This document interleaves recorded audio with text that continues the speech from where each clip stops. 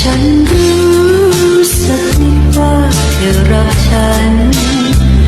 บอกกันวันนั้นให้รู้สักหน่อยว่าดวงใจที่ฉันเฝ้าคอยยังไม่เลื่อนลอยเป็นของใคร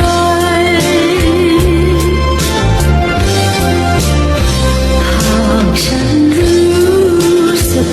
ว่าเธอรักฉันบอกกันวันนั้นว่ารักสักหน่อย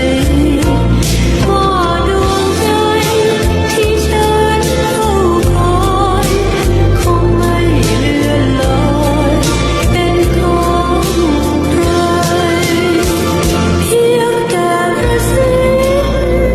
ว่าสุดที่รักฉันก็จะไม่อาจจากไป